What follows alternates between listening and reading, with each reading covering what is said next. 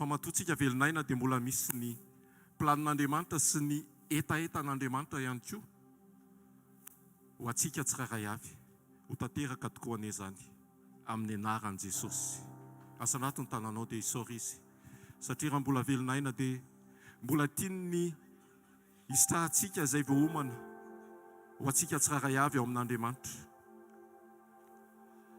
Misaotra anao izay Andriamanitra rainay amin'ny anaran'i Jesosy. Misaotra ny amin'ny fotoana, ny amin'ny toerana, ny amin'ny fahavelomana mbola ahafahanay indray tafavory eto amin'ity toerana ity androany. Ary indrindra misaotra ny amin'ny fitiavanao tsy lany ritra, fitiavanao tsy miova, fitiavanao mitoetra, ary fitiavanao izay efa teo melohan'ny zavatra rehetra. Satria ianao mihitsy ny fitiavan'Andriamanitra ray amin'ny anaran'i Jesosy. Ka nanolotra ny zanakao lahatokana mba ho amin'ny famonjena sy ho amin'ny ohatra velona ho taafina sy ho arahana ny amin'ny fiainana, ny amin'ny fijoro, ny amin'ny vokatra, ny amin'izay rehetra mahakasika anay mba hanome voninahitra anao. Misaotra ny tantana anao ny tsirairay avy, ny fiarovana, ny fitahiana, ny fahasalamana, hery sy tanjaka, izany rehetra izany dia avy aminao, ilay tompon'ny zavatra rehetra. Mendrika loatra ianao ilay Andriamanitra ary tsy misy ny tahaka anao, tsy misy ny azo oharina aminao. Ianao no memboninahitra, ilay Andriamanitra ny fiadanana, ilay Andriamanitra ny fahafenoana, ilay Andriamanitra tompon'ny zavatra rehetra, na ary ny lanitra sy ny tany, na ary anay tsirairay avy reto ihany koa. Ianao ny taona ny tsirairay avy eto amin'ity toerana ity amin'ny alalan'ny fanainao masina. Dia ka ny fanainao masina anao ameno anapaka. Atonga anay ho tany lonaka tokoa, ho tany manga eo am-pelantanana izay manao azy, mba hatanteraka izay tanjona irinao ho anay tsirairay avy. Ary izay ihany koa dia mitondra ny fanekenay, mitondra ny fiankofanay feno mba ho ilay amboarinao araka ny sitraponao tokoa. Ongoty, osory, izay rehetra tsy araka ny sitraponao mba hatanteraka ny fiombonanay aminao indray amin'ity anio ity. Ny fifantohanay feno, ny fisaintsainanay, ny fieritreretanay dia aoka Tompo, tsy fantoka fa-tsy ao aminao amin'ny anaran'i Jesosy. Ny feo rehetra fanelingelenana izay mety ho sakatsakana dia aoka hiaisitra izany, malona ny fahalebiazanao sy ny voninahitrao, ny famirapirantanao anaisitra ny aizina rehetra amin'ny anaran'i Jesosy. Dia hifankahita tokoa ny ity sy ny manina Andriamanitra eto amin'ity toerana ity androany. Ary misaotra sy manome voninahitra anao satria tsy vitanao hoe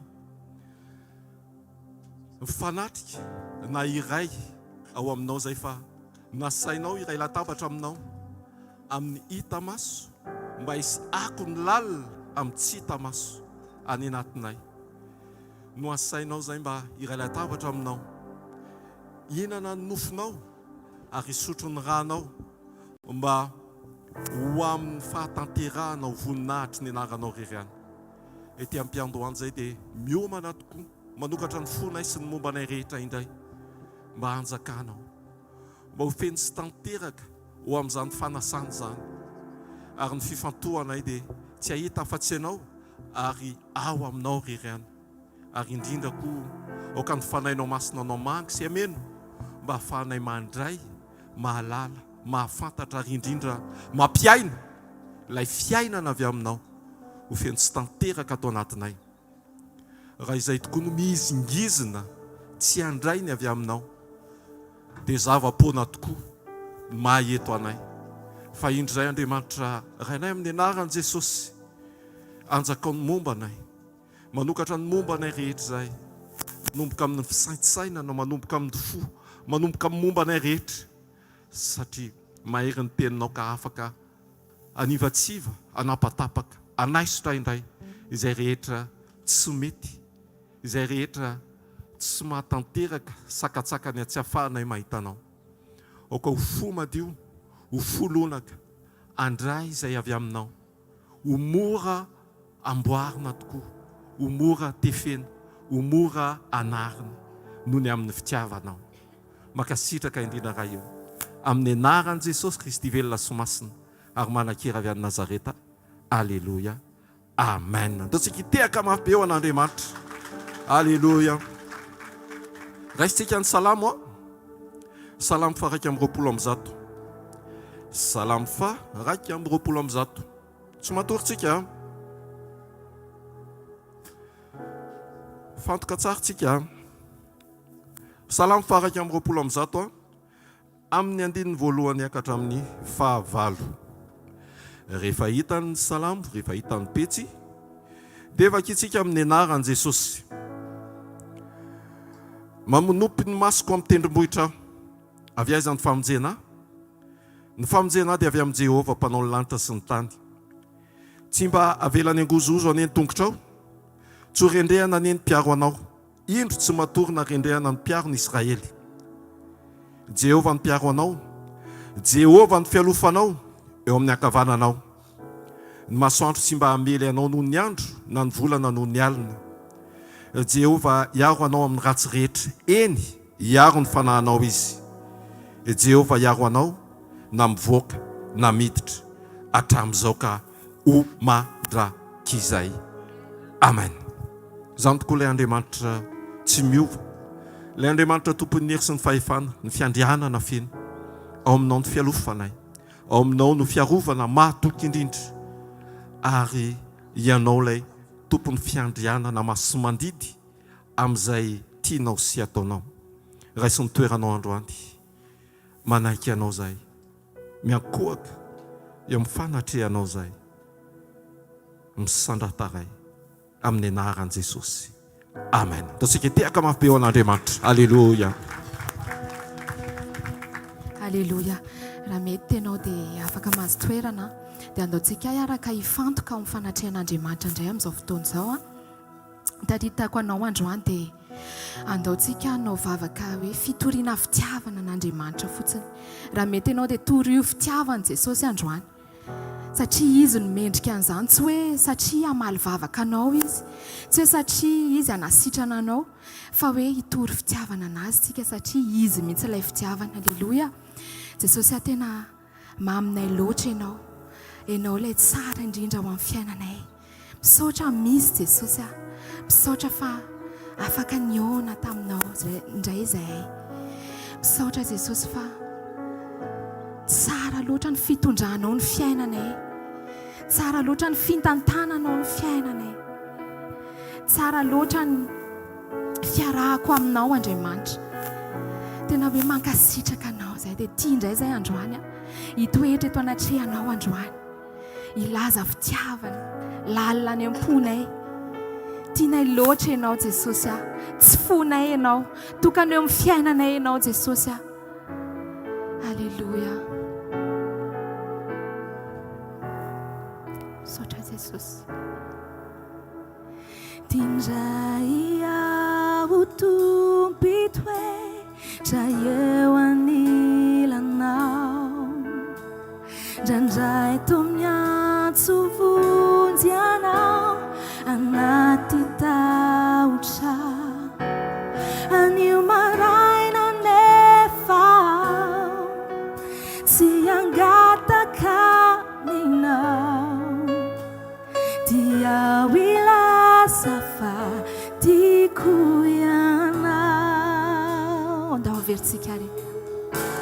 Tindray aho tompitoetra eo anilanao. Ndraindray toa miantso vonjy anao. Ndraindray toa miantso vonjy anaty tahotra. Anaty tahotra. Anio maraina nefa tsangata fa tiako ianao. Andao averitsika tindray aho tompitoetra. Tindray aho tompitoetra eo anilanao. Ndraindray toa miantso vonjy anao anaty tahotra. Anio maraina nefa tsy angataka aminao. Jesosy dia ulaza fa tiako ianao. Alléluia. Tiako ianao.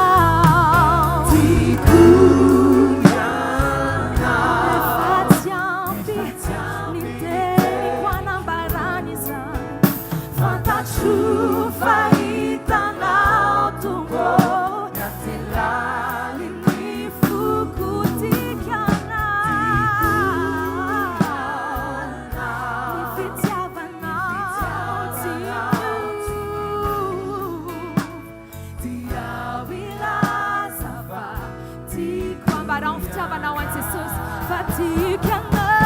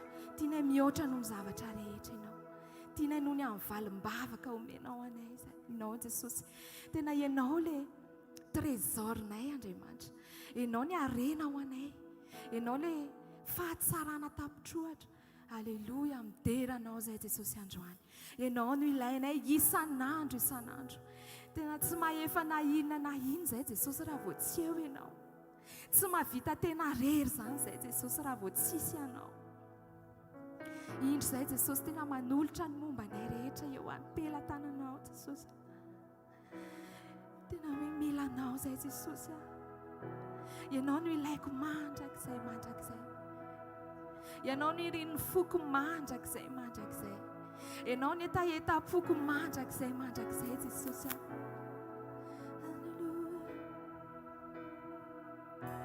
isan'andro atompo mila anao isan'ora atompo mila anao isa-minitra isa-tsegondra atompo mila anao isan'andro atompo mila anao isan'ora atompo mila anao isa-minitra isa-tsegondra atompo mila anao ny fonisaiko ny fanahy fonisaiko ny fanahiko maniry mafy anao tsisy toerana takaloko eo anilanao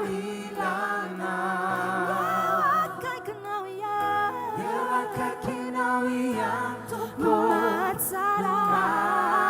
matsaray itoesao tsy ananay zao isan'andro atompo mila anao isan'andro atompo mila anao isan'ora atompo mila anao isa-minitra isa-tsegondra atompo mila anao isan'andro atompo mila anao isan'ora atompo mila anao isa-minitra isa-tsegondra atompo mila anao fonisaiko ny fanahy maniry mafy anao tsisy toerana takaloko eo anilanao eo akaikinao ihany tompo matsaray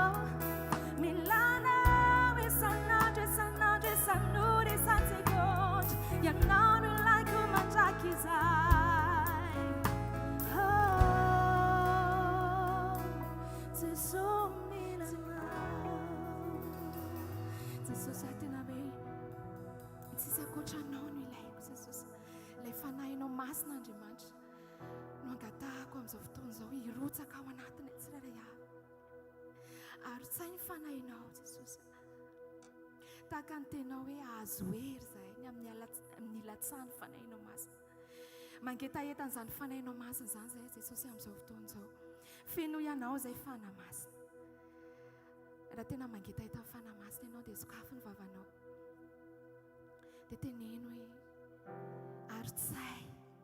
ary tsaindray ny ora ny fanahinao ary tsaindray fanahy masina ary tsay eto aminay indray ny fanahinao masina Jesosy mangetaheta lalany fanahinao masina indray izay Jesosy mangetaheta ny fenonao indray izay fanahy masina androany feno izay fanahy masina izany tena etaponay androany dia ny ofeno anao tsy ofeno zavatra hafa Jesosy fa ofeno fanahinao masina feno indray izay ary tsay aminay fanahinao Tompo ary tsay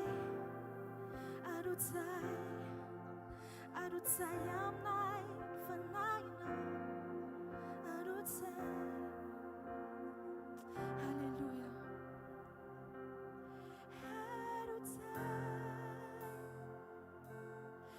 ary tsay Tompo ameno anay lay orany fanahy ary tsay eto androany Jesosy ary tsay Tompo ameno anay lay orany fanahy ambarao ary tsay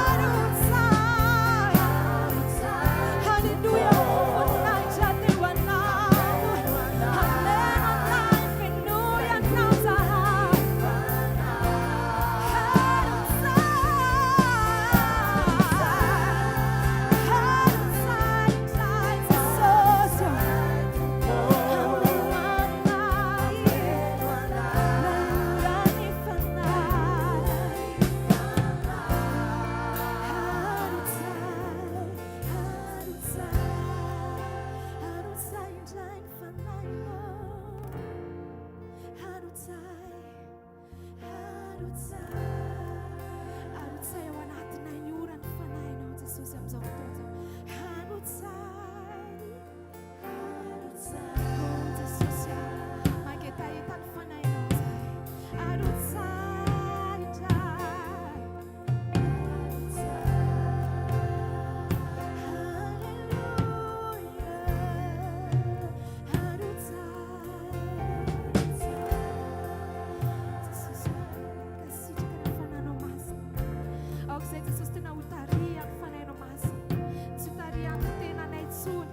aoka tsy ho tarihan'ny fisainanay intsony, aoka tsy ho tarihan'ny fientanam-ponay intsony Jesosy, fa aoka ho entany fanahinao masina izay Andriamanitra, aoka ho feno fanahinao masina, aoka fanahinao masina no hitondranay eo amin'ny fiainanay. Alleluia. Ary indrindra Jesosy tena hoe na inona Andriamanitra mety fahalavony amin'ny fiainanay, fahakiviana dia Jesosy androany izay hijoro ho anao, andeha amin'ny fankatoavana anao fotsiny Andriamanitra, mety anjera ny zavatra rehetra, fa androany izay dia hijoro mandrakizay, mety tsy araka ny eritreretinay Andriamanitra ny zavatra mitranga, fa androany izay ilaza fa hijoro ho anao mandrakizay Jesosy, mandrakizay dia hijoro ho anao izay, mandrakizay dia ianao no iankofanay, mandrakizay dia ianao no derainay Andriamanitra, raha mbola misokatra koa ty vavako ty Jesosy, dia tena hoe hiderako ny anaranao mandrakizay. Alleluia. Misaotra Jesosy. Mety anjera ny avôna fa izaho mbola hijoro foana no ny herin'ny sandrinao,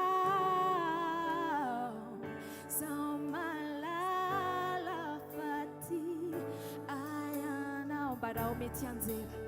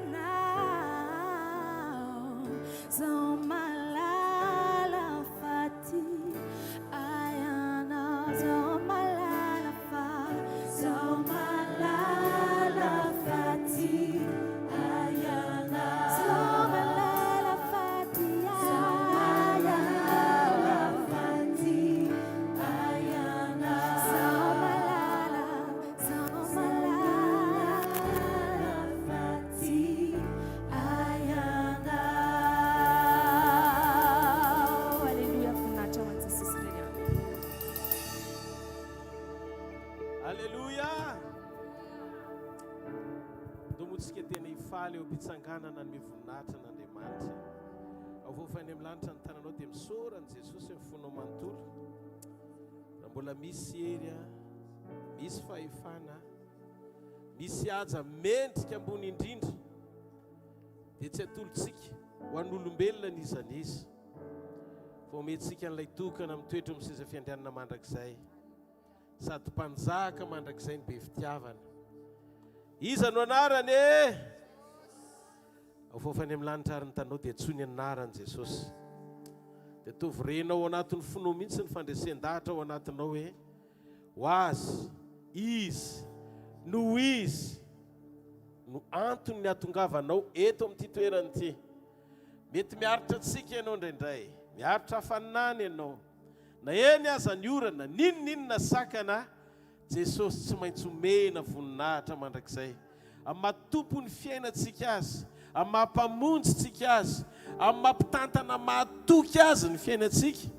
Dia tadidio, ninonninona fiovaovan'ny zava-misy tamaso, ninonninona zavatra mitranga, tsy voatery hanome fifalinanao amin'izay lalana hitondrany anao, dia tsy sakan'izany tonga anao tsy hiteny hoe velona eo amin'ny fiainako izy, miaraka amiko izy, mitantana ny fiainako izy, ary mbola fahasoavany mampijoro ahy tahaka izao.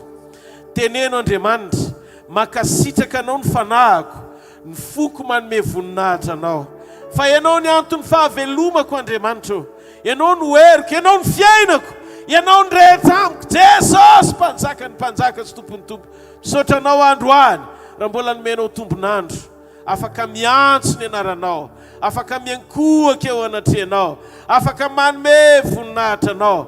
Isan'izay nasainao velona tapamonjena iray latabatra aminao androany, mitenena amiko fa vonona ny aino anao. Haleluya, satria ianao ilay tokana azo antoka fa mahalala ny farany hatramin'ny voalohany.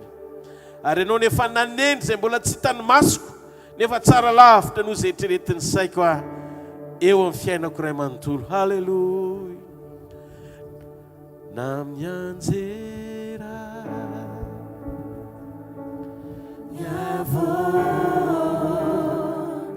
fa izaho mbola hijoro foana no ny heriny sandrina zao malala faty ayana mety anjera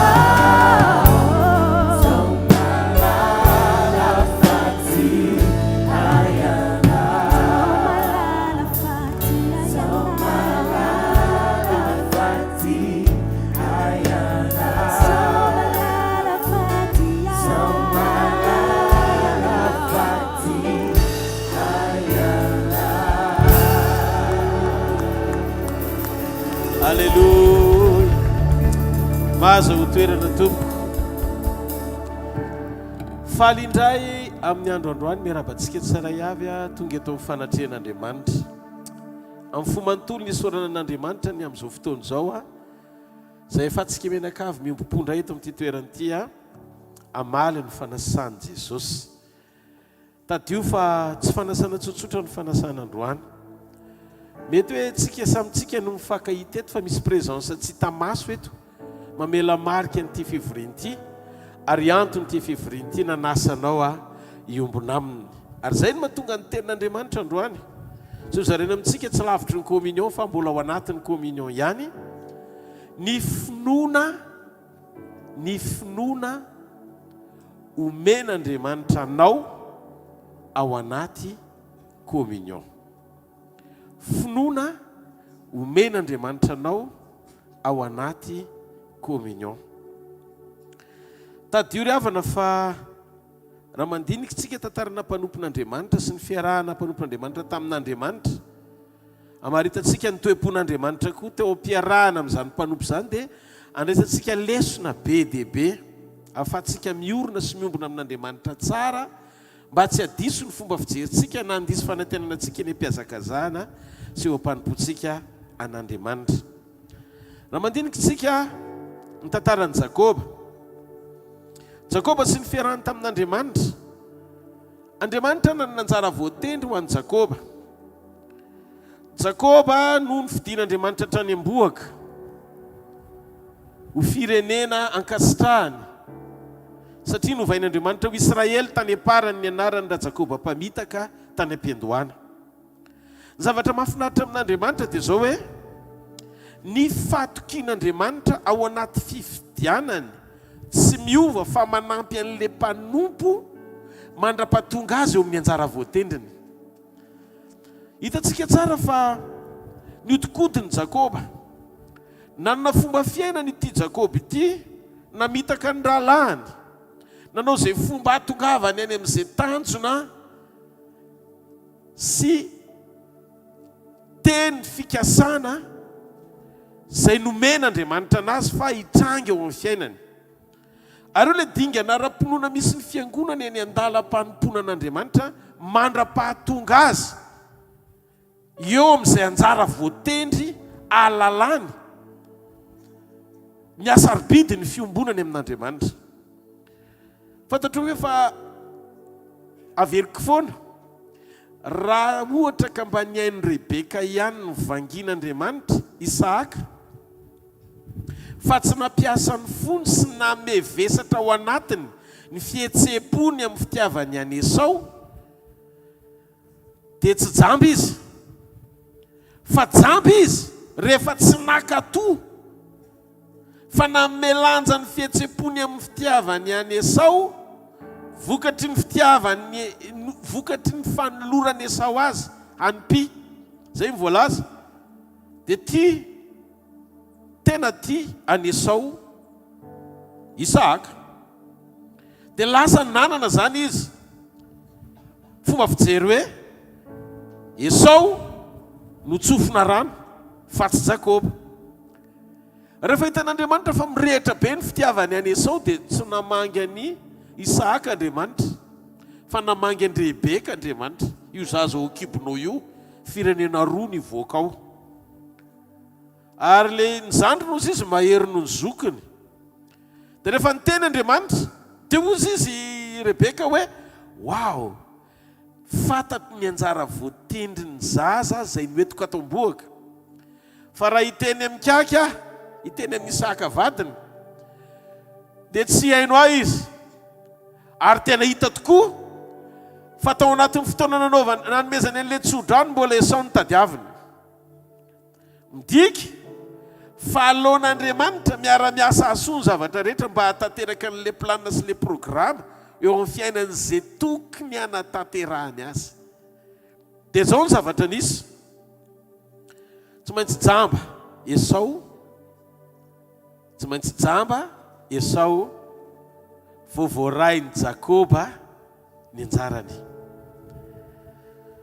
Za teny aminao hoe ny asarobidiny ny atao hoe manao ny sitrapony dia ambony lavitra no ny etaeta sy fampiasantsika ny fihetseham-pontsika amin'ny faniritsika anatanteраhan'Andriamanitra izay sitrapo mandresy lahatra ao anatintsika. Raha jerentsika ny finoana sy ny fiombonantsika amin'Andriamanitra dia afaka aneo an'ilay sary par étape Andriamanitra ny amin'izay nitondrany an'i Jakoba raha ampitahaina amin'ilay endrika tia nitondrana antsika ao anaty fiombonana. Men'Andriamanitra lesona isika hoe ny finoana izay nananan'i Jakoba tamin'ny voalohany, fantany hoe zao ny zavatra nilazain'Andriamanitra taminy, fa niady izy amin'ny tenany sy ny fahaiza-manaony mba hatateraka an'izay teny nilazain'Andriamanitra taminy. Dingan'ny finoana voalohany tsy nijery olona mihitsy izy fa nanandratra ny rahalany aza dia nataon'izay fomba azahoana an'ilay tsodrano avy any amin'ny dadany.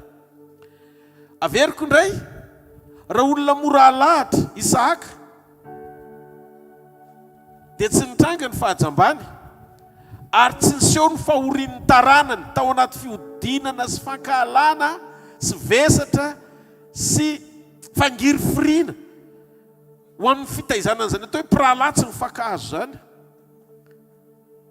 Raha ohatra ka niaino an'Andriamanitra Isaka, fa ny problema tao anatin'ilay izy tsy niaino an'Andriamanitra tsara Isaka fa nandeha tamin'izay tendriny fony tiany anatanterahana an'ilay fanomezana an'ilay tsodrano avy aminy, tsy ho any amin'izay tokony antefany fa any amin'izay tiany anomezana azy. Ny anankiray faharoa koa, tsy nitranga ilay fitaka sy ilay karazan-javatra nandroan'i Jakoba io.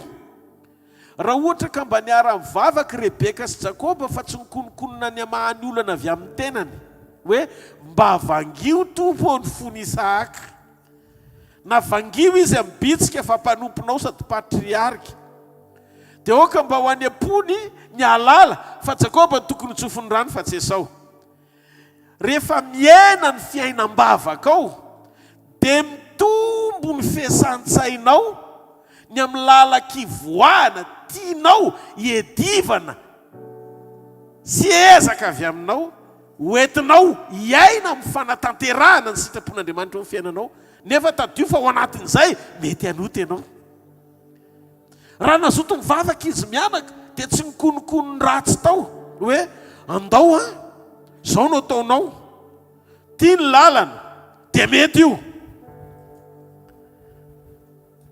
Hitanareo, ny communion dia na ny fiombonana amin'Andriamanitra dia ny fandresen-dahatra apetrak'Andriamanitra ao am-pon'ny mpino hitady an'Andriamanitra amam-bavaka, anakina amin'Andriamanitra amam-bavaka ny teny fahamarinana rehetra izay voaraina avy amin'Andriamanitra. Mety misy teny fikasana mahafinaritra be voarainao fa aza miezaky ny hitady izay fahatanterahany zany amin'ny ezaky ny tena tiany lazain'Andriamanitra dia hoy ianao sao dia mba ty ary le lalana, sao dia mba ty ary le lalana, fa ty teny fikasana ty efa voaraiko ela, fa sao dia taraiky an'ilay tokony ho teny fikasana men'Andriamanitra ary mba hatanteraka an'ilay izy fa taraiky eto ahako. Lasa mitebiteby ianao, tereny fotoana ianao, tereny zava-misy ianao satria tianao hitangana ilay teny fikasana. Tsy izay ny zavatra tian'Andriamanitra hitondranantsika ao amin'ny sekoly ny fiombonana, fa arakaraky ny anananao communion amin'Andriamanitra no ahafahan'Andriamanitra mitondranao sy manokatra ny lalam-piainanao ho any amin'ilay anjara voatendry tian'Andriamanitra hitananao. Noho izany tandremo fa be dia be amin'izao andro faran'izao mbola miaina ohatran'ny Jakoba. Finoana ty tena mihodina manodidina ny tenany sy ny momba azy rery. Finoana vonona ao amin'ny tanjona iray ao anatiny dia tsy mahita afa-tsy mahita nizanizy izy, fa nanao izay nataony azahoana ny fitahiana sy ny tsodrano rainy. Finoana mitondra ratra ho an'ny hafa rehefa tanteraka amin'ny farany. Jakoba amin'izany lazain'Andriamanitra ny teny fikasana, fa zao nandratra ny Esau izy, fa aminy tsy maninona natezitra azy Esau, fa zao tsy maintsy azony fotsiny tsodrano dia vita. Zany hoe ny tanjony tsy maintsy tonga any amin'io tanjony io aka ny finoana ty teny io dia vonona ny mamitsaka ao anatin'ny mpino hitady izay fomba ivoahany ahatanteraka izay nilazain'Andriamanitra taminy. Io ny atao hoe finoana egoista, ty tena.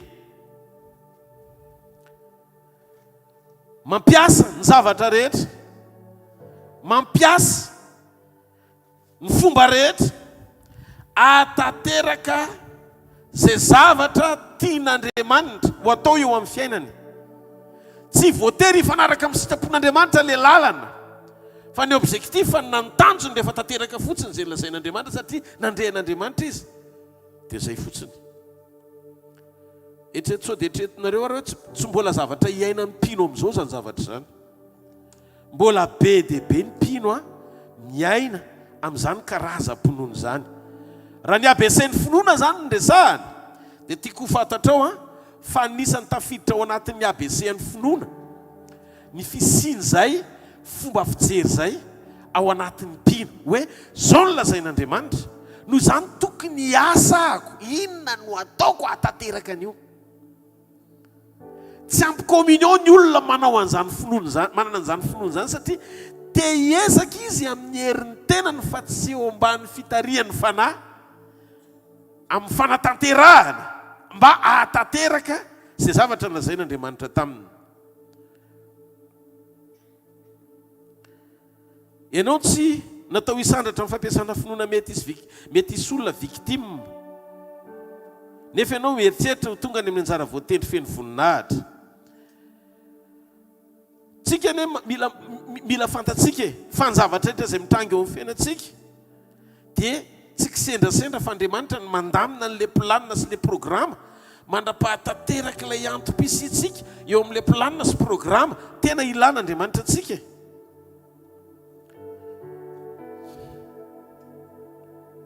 Rehefa tonga eo amin'ilay dingana ao anatin'izay finoana izay tsika dia mila tonga saina hoe Andriamanitra tena mila anao ny fiainako.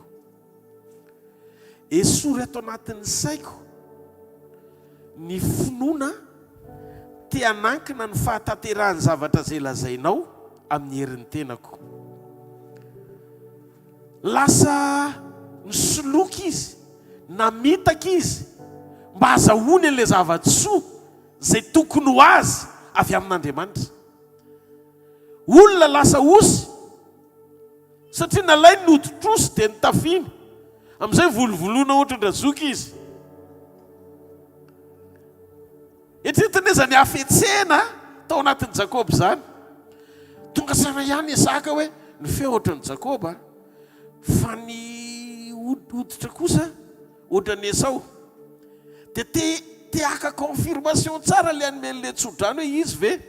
Dia iny indray nataony le akanjony Esau tsembotsemboka voavo nanaovany nomaly iny tena mpiazana mbola tsy nisasany Rebeka nanaovany. Dia izy izy ndreza ny fofony zanako, makafy amin'ny fofony zanany ny rainy na maimboelika azy izy. Somary tehaka ho an'Andriamanitra. Fa zao nisy fitaka tao, nisy langy atao satria hiezaka ranofo le finoana ny noentin'ny Jakoba azahoana le tsodrano. Averiko le tsodrano tena anazy raha amin'ny anjara voatendry, fa tsy tokony ho izy ny fomba netiny nanatanterahana an'ilay lalana azahoana n'le tsodrano no tsy nety satria effort avy aminy. Ary rehefa midina eo amin'ny effort nofo ny etaentanao manomboka miady amin'ny hafetsena sy fahatsolontsaina, azahoana n'le tenim-pahamarinana dia tsy maintsy hanoty ianao. Ary raha vao misy ota tafiditra ao anatin'ilay izy dia tsy ao anatinao ny fiadanana na momba anao azy Andriamanitra. Jereo ane eno tsara tany amin'ny farany tantaram-piainan'i Jakoba tsy nanam-piadanana izy na dia nanana ny zavatra rehetra satria matahotra rehefa hiverina ny Kanana ny ona amin'ny sabatry Esau satria nisoloky ny anarany. Ny trosam-pibebahana tokony elanao ao anaty communion dia tsy afaka ao anatin'ny fahitanao ny fomban'Andriamanitra. Misy trosam-pibebahana raha mbola tsy authentique, mbola tsy tena izy le fibebahana, dia manaraka anao mandra-pahatonga ny fotoana anananao antoka le fiombonana misy eo aminao sy Andriamanitra mamboatra ny finonao, ampiorina anao olona tena araka ny sitrapony. Azonareo ve le izy? Fa ny zavatra nahavariana tamin'Andriamanitra dia zao, na ohatra zany aza ny toetran'i Jakoba tsy nanary azy Andriamanitra. Isaky ny dingana rehetra nraisiny dia Andriamanitra foana ny tonga aloha miteny hoe momba anao ahako. Le fombana tsy no zay nataon'i Jakoba fa no zay nilazainy rainy. Zay dia atao hoe grâce. Ianao ao amin'ny tsy fahatanterahana nefa miaina ny fahasoavan'Andriamanitra no zay nataon'i Jesosy. Azonareo le imazin'i Jesosy ao anatin'ilay izy. noho izany ny fisitrahanao ny fahasoavan'Andriamanitra amin'ny fombany, amin'ny fanamarinany. Vokatry le tsodrano voarainao dia tsy midika hoe mety amin'Andriamanitra ianao.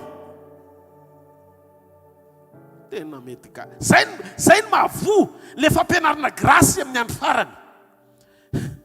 Eritreretin'ny zareo hoe ninninona zany ataonao dia efa aky ny fahasoavan'Andriamanitra. Noho izany mandray an'i Jesosy fotsiny dia makany an-danitra, tsy atopoko lahy, tsy atopoko vavy.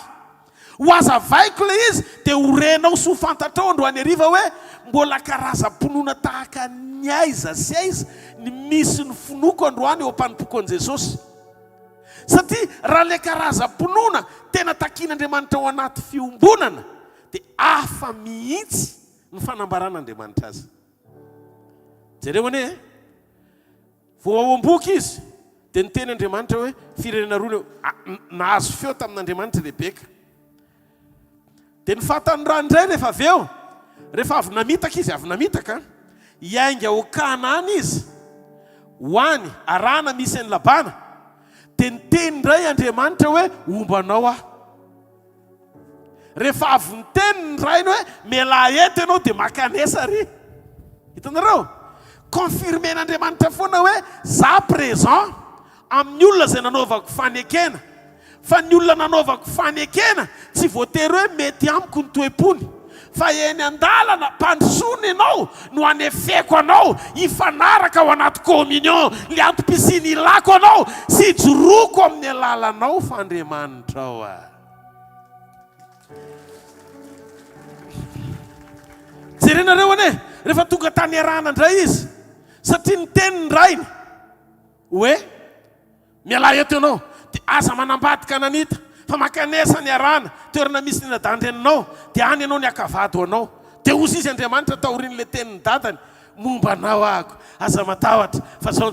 Dia rehefa tonga teo amin'izay izy, tonga tany iarahana indray izy, andeha hiverina ho any Kanana, teo amin'izay mantsy izy nidobodoboka hiala any hoenjehan'ny Labana, hiditra Kanana tsy hanainy Esau misabatra. Tsy misy pe zany ianao amin'le lalana, tsy nanana pe mihitsy izy, satria nisy trosa tsy pahataterahana nanaraka azy zay tsy nitondra fitsarana tao am-pony mihitsy, satria tsy nety ny zavatra nataony. Fa ozy izy Andriamanitra tonga ny fotoana tokony ialanao, dia rehefa nitodika izy nijery, dia ozy izy ny boky ny Genesis tsy miramira ohatrany hatramin'izay tsony nitavany Labana, fa ratsy tare dia mahatsiaro ny tenin'Andriamanitra tamin'ny Kaina hoe raha tsara ny toetranao tsy miramirana ve ny endrikao. Dia rehefa hita zany hoe ratsy toetry Labana, dia ozy izy Andriamanitra hoe io eo amin'ny tavany io ny famantarana omeko anao fa tokony handeha amin'izay anao miala teto. Dia niainga izy andeha amin'izay ho an'ny Kanana. Teny an-dalana ho an'ny Kanana amin'izay izy vao nanomboka tonga saina hoe milanao loatra. Alleluia. Milanao loatra, milanao loatra, milanao aho. Veritsika indray mpandeha alefa. Milanao loatra, zay mila ny tompo rehetra atsangano sy fofany amin'ny lanitra ny tananao dia tenenao tena milanao a. Milanao loatra,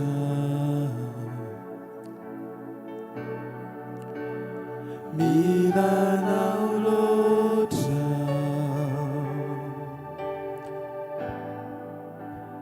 milanao a.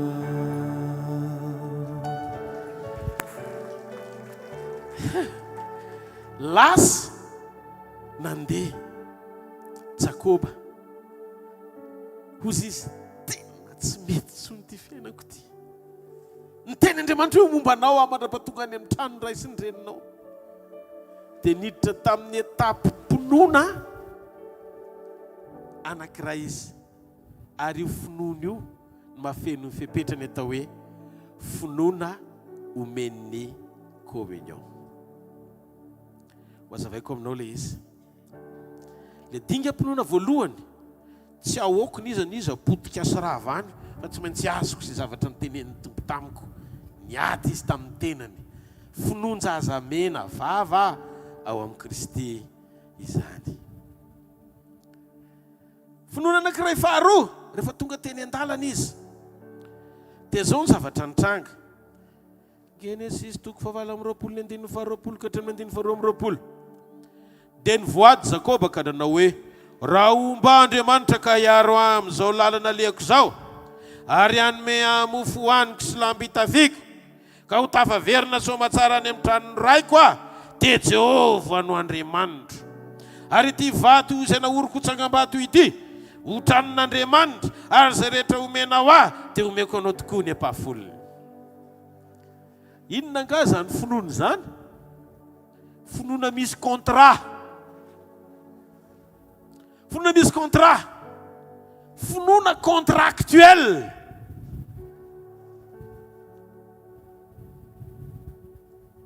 Na koa finoana transactionnel. Finoana fiangonana amin'izao mbola misy taveleo. Tsy ho mitsy ny finoana tadiavy ny communion. Ahoana mipetraka ilay izy? Nanao contrat amin'Andriamanitra izy. Nifanaiky tamin'izy. Io le hoe ohatry ny mody ara-panahy zany fa mamitaka be mitsy. Ohatry ny mody ara-panahy izy fa mamitaka ary tsy maty io finoana io. Raha ataon'Andriamanitra an'izao dia zao no ataoko an'Andriamanitra. Raha izao no ataony amiko dia izy no Andriamanitra. Sahala amin'ny ara-panahy be zany le izy, saingy tsy matotra le izy tompoko lahy sy tompoko vavy. Mety loza ny fifandraisanao amin'Andriamanitra raha tsy ataon'Andriamanitra le izy, ka raha ity ary Andriamanitra miteny hoe tsy ataoko le izy dia tsy Andriamanitra intsony zany izy.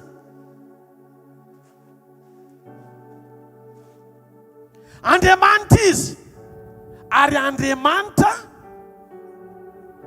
tena izy mihitsy natao andahatra ny fiainanao, fa tsy ianao no ametraka aminy zay lalany hitondrany, zay fomba hitantanany ianao.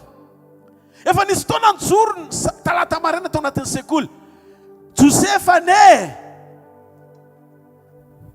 ka napahitana fa ho mpanapaka any Egypte, fa ny lalana nizorany any Andavaka, Andevo, tany Amponja.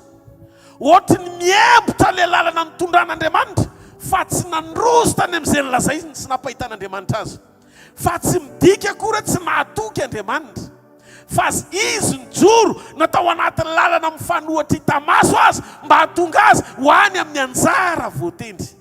Ka raha eto tsy mitombona raha ohatra n'ity finoany Jakob ity, le finoana no entiny Josefa hiatika any Egypta sy ny tontolo mpanapahana izay nakin'Andriamanitra taminy. Ahoana ny fizotrany? Raha tsy ataon'ilay izy dia tsy azo ve zany ny ankonanao izy no Andriamanitra sy ny sisa? Tsy Andriamanitra intsony ve zany izy? Tsy hanoka tena intsony ianao?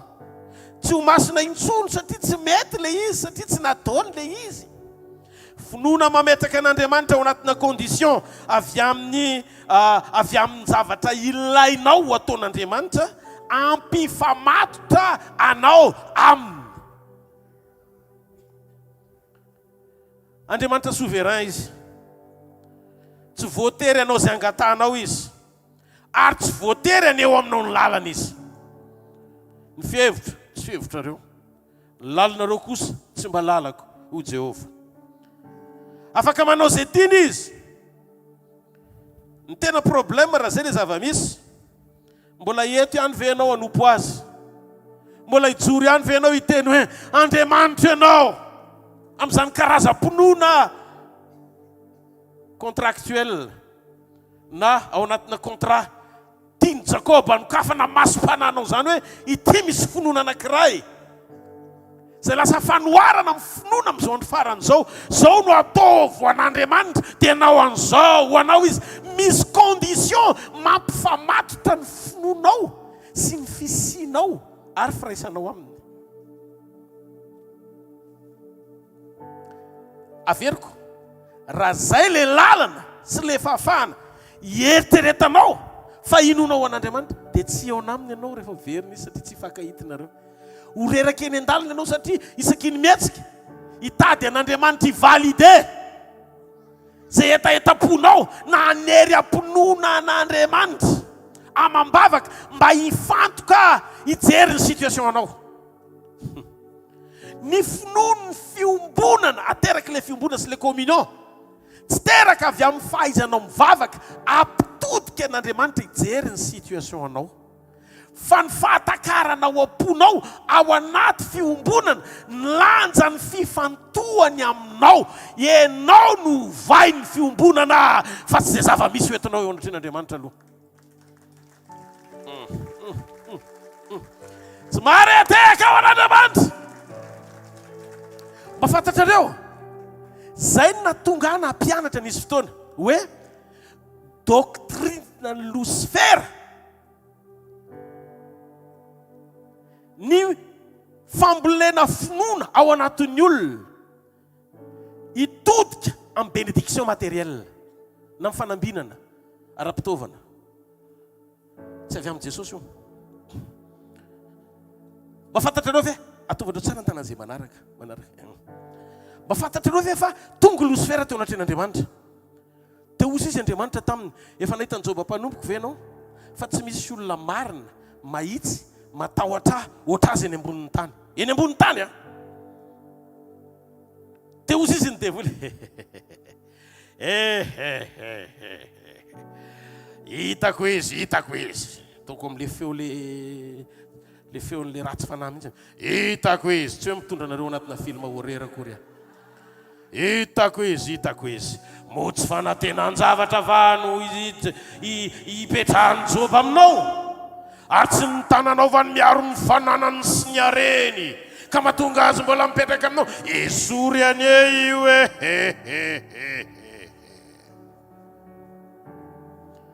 Dia ozy izy Andriamanitra tsy nisalasala kely akory Andriamanitra, satria amin'Andriamanitra ny bénédiction matérielle tsy fanaperana. Tsy sara esory dia sino esorina fa ny ainy azaky tiana.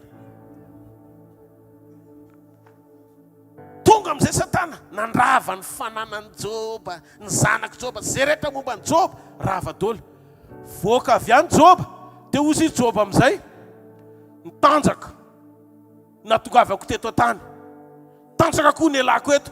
Jehova ny nanome, izy koa ny nanaisitra, dia raha iny any ananan'i Jehova. Kenty Satana tonga dia collapse satria ny eritreritra izy fa finoana contractuel, finoana misy contrat.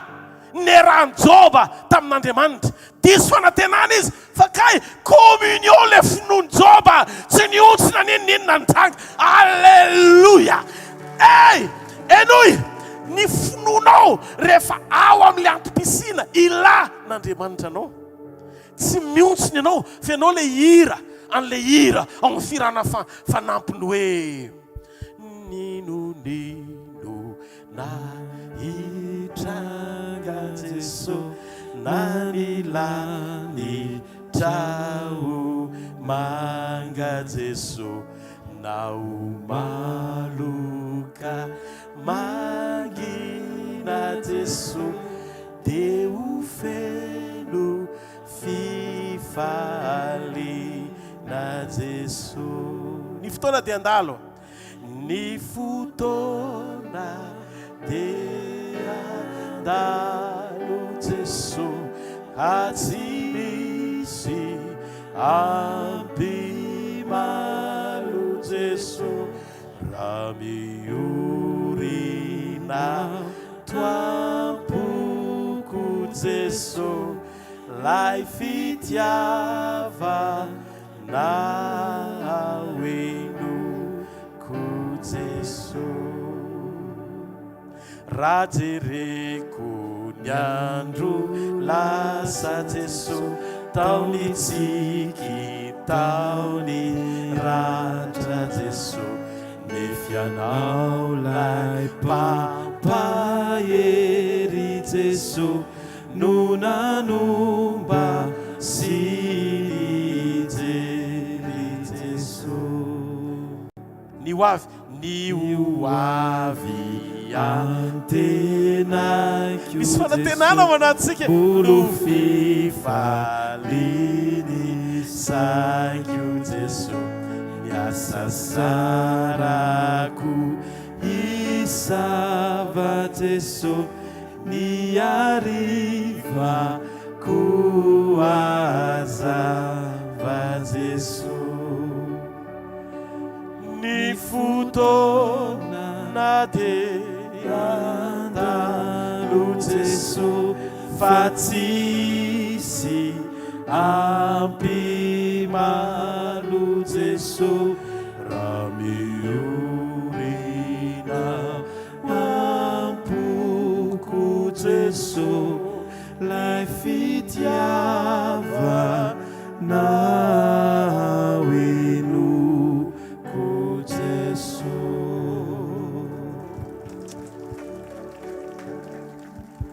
Ozy izy Satana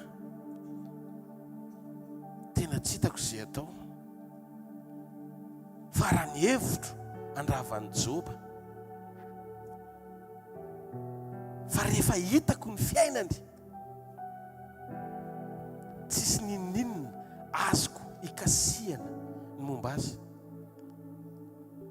naneniny Satana fantatry hoe double portion tsy hoe anehoana fa mpanambon'Andriamanitra fa mpangin'Andriamanitra ny vavany devoly izay niravanao afaka averiko avoroeny ady ara-pananina tonga aneny amin'ny tontolo ara-panahy misy ady tian'Andriamanitra se hoe ny tompony zavatra rehetra momba ny Joba efa vita ny Joba daholo ny zavatra rehetra le finoana efa impeccable tsy hoe contrat satria nitazy Andriamanitra dia zay mahatonga azy manompo an'Andriamanitra tianareo ne reny olona reny rehefa nizarina profesia hoe ny alalàna fa zanak'Andriamanitra ianao dia anao tahina dia iza ny nanao an'iny mpampianarana iny mbola losifera teny ampakana fanahin Jesosy zanak'Andriamanitra tsy tokony honaona fa hovay mofo ty vato ty fa zay ny fahatarako ny formule ny atao hoe zanak'Andriamanitra zany zanak'Andriamanitra zany amiko ozy ny devoly tsy natao honona tsy natao ahantra tsy natao ananina tsy mananinanina tsy azo tsongona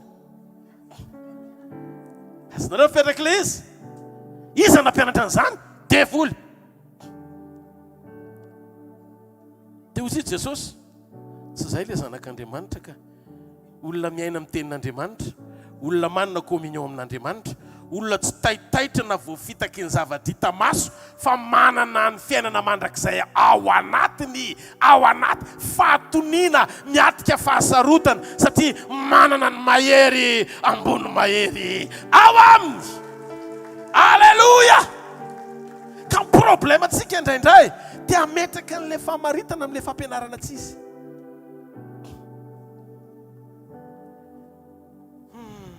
zany akory tsy midika hoe inona ary ny dimy pastera tongavana ny zanak'Andriamanitra zany natao ahantra ozy izy Jesosy ka tsy saho aloha ny fanjakan'Andriamanitra sy ny fahamarinany fanaraka sy nampy anao ny zavatra rehetra omen'Andriamanitra anao ny rehetra tsy mamatotra anao fa raha mbola mamatotra anao io dia aloha mifantoka manarina anao mba eritreretone le ondry amanondry osy azony Jakoba tany amin'ny Labana saika omena ny Esau daholo hitanao eo ny toyny atsaka ny tanan'izay malala ny Daniel dia jereo masony eo akaikinao reny ny olon'ny communion hoe tenena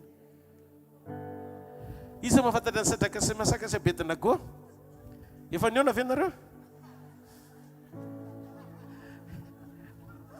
fa taiza ny nahitanao azy taiza ny tantarany mbola mampiorona mandrakandroany misy kristianina sadraka sy mesaka sy Abednego fa misy kristianina tavela tany amin'ny Jakoba mbola tia tena Jakoba ao anaty finoana mampiasa an'izany atao hoe contrat mpinoana irahany amin'Andriamanitra zany tsika tsy afaka metraka contrat amin'Andriamanitra fa Andriamanitra amintsika manam-pahefana amin'ny fiainantsika iray manontolo tsy manan-kalady tsika eo anatrehany fahatsarany nefa nataony ara-mihoatra lavitra noho izay hoentsika mambavaka eo anatrehany fa ny zavatra azo antoka dia zao ny fanantenantsika tsy maty zany tsika matoky fa Andriamanitra mahagaga izy Andriamanitra mahefa ny zavatra rehetra izy Andriamanitra mpamorona izy ary Andriamanitra tsy mety raraka zany izy anaka ianareo dia avy amin'Andriamanitra lehibe zay ao anatinareo no zay misy eo amin'izao tontolo zao mahery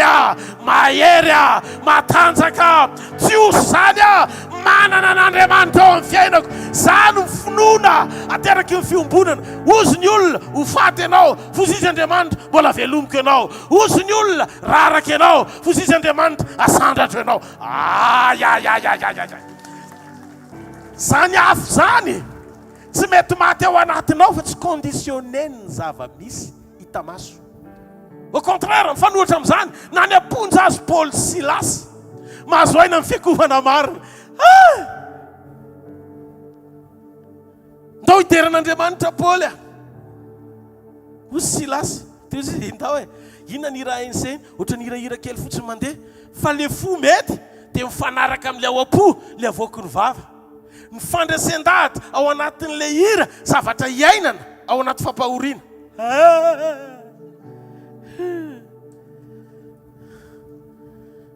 ao anaty fampahoriana izy no mihira hoe hiderako anao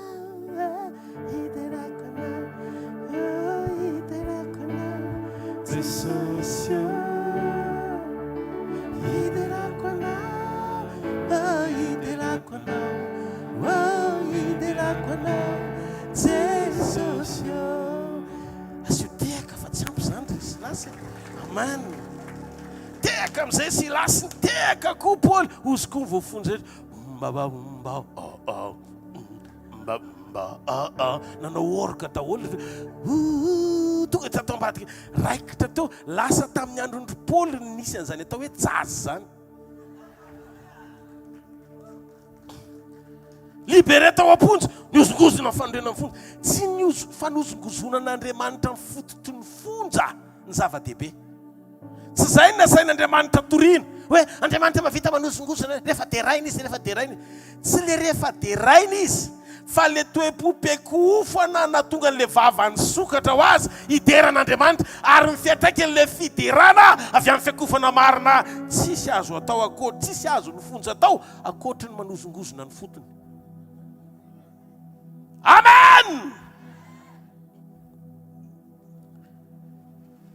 hitanareo amin'izay ny mahasamihafa ny finoam-piankofana sy ny finoana hafa rehetra hoentin'Andriamanitra ao anaty fiombonana manitsy ny fampianaranao aza misarika ny masony olona hijery ny tanan'Andriamanitra fa aoka ny olona ahita ny fanaten'Andriamanitra Andriamanitra manontolo ny ilayntsika fa tsy ny tanany ihany raha teny aminao hain'Andriamanitra ataony zavatra rehetra tsy mila joroako ane zany fisiko fotsiny dia efa ampy fa tapony zany rehefa tsy tsara ny fimbonako amin'Andriamanitra satria problema kely iandrasako azy androany tsy hitako mahatonga amin'ny verin-dalana finoany Jakoba tany amin'ny contrat tsy tanteraka zany ary nisy fampianaran-diso nampiorona an'izany tao anatin'ny fonao zany ny fampianarana manomeza be dia tahina be fitahin'Andriamanitra tsy miankina amin'ny fanomezana be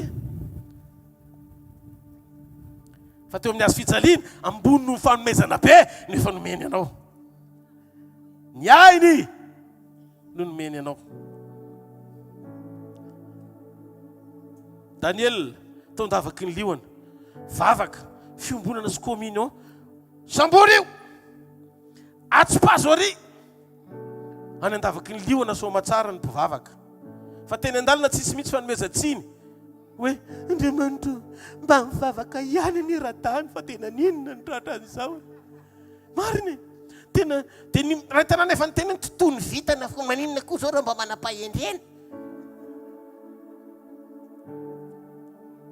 fa tonga tao andavaky ny liona le mpanjaka nalahelo anazy satria olona tsara izy jerena ny dossier ny tsisy nalotona ray raha fa olona tsy mpanao kolokolo sady olona be fitiavana Nanontaniana ny tantaran'i Daniel, top daholo momba ny Daniel ray manontolo.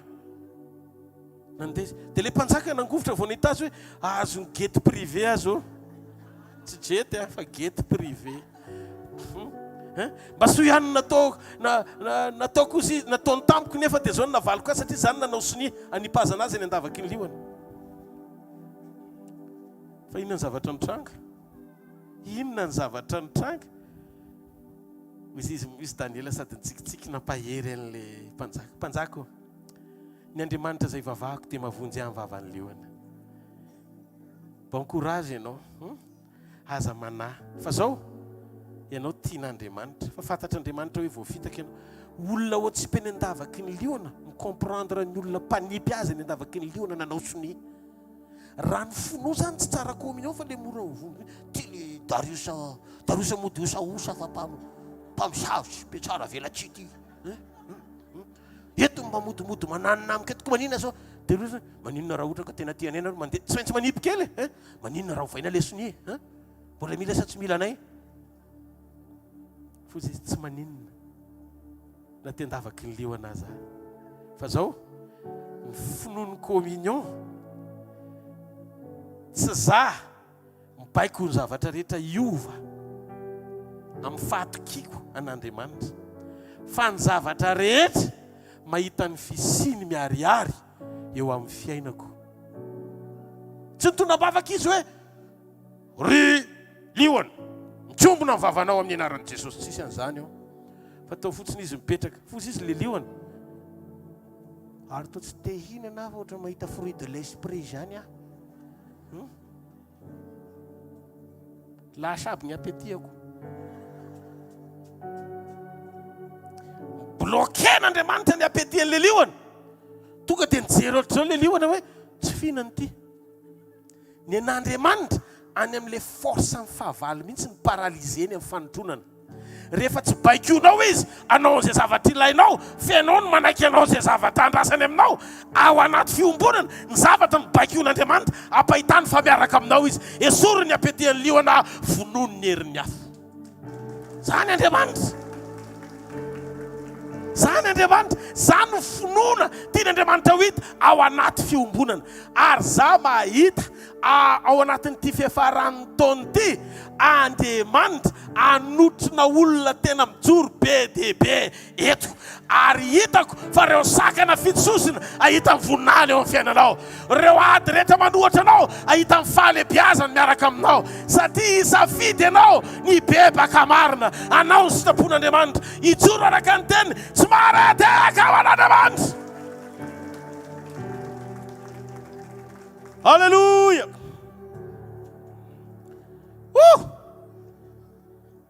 Zany no atao hoe finoana matotra. Finoana ny fiombonana amin'Andriamanitra. Teraka avy amin'ny fiankohofana marina manaiky an'Andriamanitra zato isan-jato ao anatinao. Zany mahatonga antsika rehefa mivavaka dia hoe mba taio hoe aitondra ny fananao kasi ho alala ampio ao tsy alaminy fanatrehanao e meu fahendrena tsisisike tsy anao angano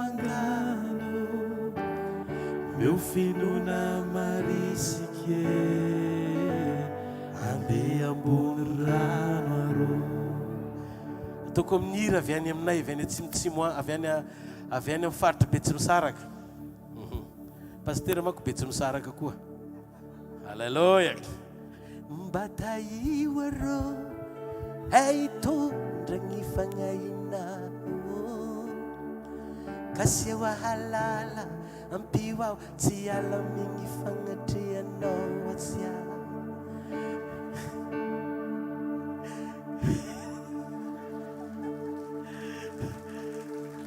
Meu fahendrena tsisisike tsy agnano angano meu finoana marisika ro andiagna ambony rano atsiagny. asitetanana mafy an'Andriamanitra. Alleluia. Rehefa mino ianao dia hoentin'ny tompo andeha eny ambonimboniny zay rano natahoranao hanafitra anao. Satria rehefa tsara le communion, ny finoan'ny testamenta vaovao dia finoana mibanjina an' Jesosy. Hébreu 11 finoana ny testamenta taloha, Hébreu 12:2 finoana ny testamenta vaovao. Mibanjina an' Jesosy, tompo ny finoantsika sy mpanefa azy. Ka ny olonanao terenao amin'ny testamenta taloha Andriamanitra mba malenao amin'ny testamenta vaovao. Dia lasa diso ny fampianaranao satria taraiky any amin'ny finoana transactionnel sy contractuel ianao. Na le hoe finoana misy contrat. Ataoko an'izao Andriamanitra, mahatonga an'Andriamanitra anao an'izao amiko. Fa inona no nataonao? Zany mahatonga ny farany mamonjy anie. Lasa rehefa mamorokira izy lasa miteny mihitsy ny hoe Jesu, inona nataoko anao? Tsisy no indro nafoinao hatramin'ny aina. Yatompoko sy angina fa mafisiko laidina fianao ireny tompo no fiainako. Iza ny fiainatsika? Iza ny fiainatsika? Iza ny tompo ny finoantsika? Iza no anefa an'izay inoantsika? Noho izany Jesosy Kristy avy any Nazareta no ilainako. Tsy olona, tsy Rodolphe, tsy Pastela Dodovle. Jesosy fiangonana eno ty fahamarinany ty. Tondra mpimaso rehefa iverina izy dia hovaintsika azo ny endriny vetivety. Fa androany tiany le teny aloha ho tafiditra ao am-ponao, anovanao hifanaraka amin'ny endriny tamaso amin'ny fitiavana, amin'ny fahononam-po, amin'ny vokatry ny fanahy. Lasa tsy ory ianao, lasa tsy marefa oriny ianao hoe tompo mafy be ty manjoa ty, fa hovain'Andriamanitra ny ao anatinao. Fantatry fahalalany ty fa tsy fanaperan zany. Esorin'Andriamanitra ao anatinao ny tahotra fahafatesana, fa fan'Andriamanitra ao anatinao ny tahotra faharavana. Satria renao fa mahery zay ao anatinao no zay fahavalo manafika manohatra anao. Za ty ampanantenanao. Velona Jesosy, mahery Jesosy, tompony fiainatsika Jesosy, efa nandresy ny fahafatesana Jesosy. Andao ka izao fa tsara Jesosy.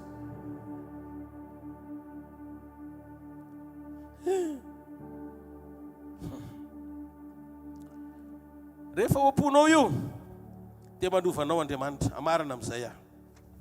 Alleluia. Inona le izy? Ampandalovon'Andriamanitra. Avelon'Andriamanitra ianao andalo alina. Raha mbola le variana ianao tamin'ile hoe takalo, Andriamanitra toko an'izao dia manao an'ity, bana velana ianao andeha nindre ty zazakely ty. Zany ny finoany ajereny fotsiny ny tanjony amin'io ny ombona aminao. Io tsy raha rano mahazo be dehibe anao na tsy mahazo be dehibe tsy dia problemany, fa ianao hitany ny tena ao anatin'ny fony hoe roviny ty vao ody. Amen. Dia zao ny zavatra misy. Nandeha ra Jakoba nifampitolona tamin'Andriamanitra tao Peniela. Fampitolona tao. Hozy Jakoba tsy manam-piadanana zany. Fono ny arena rehetrarehetra efa miaraka amin'ny tena daoly manalikisa ny ondry tsy osy rehetra be dehibe, fa tsy nisy be tao anatiny. Tompo tena tsy haiko. Tompo ny foko mbola manantenanao, fianao no tokan'ilay ho avy ny fiainako. Matahotra ny sabatra zany. Tompo ny foko dia mbola matoky anao. Zany ny antony mahatonga mitokany. Fianao lay masoandro iray, fazavany androko. Ina tsy fantatro hoe na tsy fantatro azy, zay antony fiaina Nakwani Maskulata Tirorano Masu Quintaindai Makutsa Mita Yeah, the Sazi Tifazu Kwaza Saifuba Itundanawa Tesowe Matuki Te Matukia Tumpo Fayana Tsiandawa Last is in Vavaka Yin and Vavaka and Tangatau Faptul Tamnandemand Marina Nyant Nambar Fanandesis Never Taluan need to Tawis Chisin Pika Falila Matanzak Voka Tawis Last Manoton Zon Pos Monday Nande Sunis Atawanat Le vika footpenio te usi izy ny tenin'Andriamanitra fikitra tamin'Andriamanitra izy te usi izy tsy avelako ianao raha tsy mitaha te usi izy maraina ny andro fa avelao anao andeha tsy avelako ianao raha tsy mitaha vo hitan'Andriamanitra hoe feno fepetra-pahareseny te usi Andriamanitra hoe ampandreseko ianao